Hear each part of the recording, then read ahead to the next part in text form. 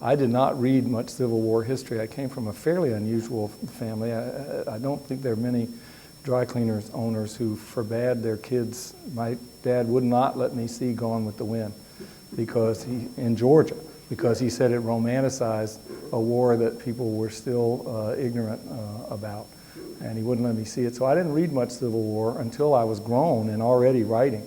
And I read Shelby Foote's 3-volume narrative history of the Civil War, and it just went off for me. I couldn't stop it. In part because, see, I think in race relations, and this is growing out of that summer experience, the diary experience. I think in matters where we're really uncomfortable across racial barriers, that we make discoveries in just the opposite way that from the model in the academy. We discover when we forget our analytic concepts and something becomes so human that it takes us to a different place, and then we have to figure out what that means. And you come to the ideas later. And I think in race relations, storytelling has a very special role. And the obverse of that is that I think the concepts and the analytic words that we normally use to discuss race relations are more cushions and protections from any discovery. They protect us in, wherever our protected space is mentally, what we think is righteous or defensible or that sort of thing.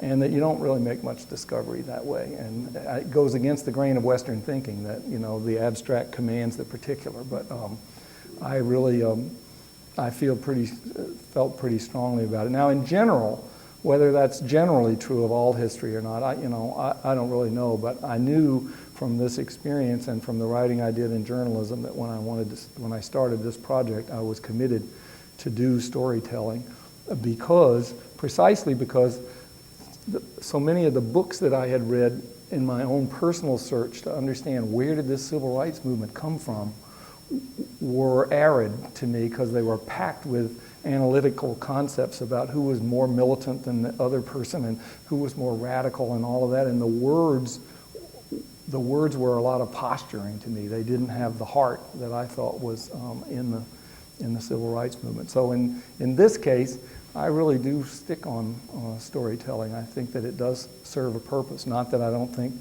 there are lots of lessons there that you can really choose which stories to tell if you don't have an interpretive framework, but I think the stories are really more important.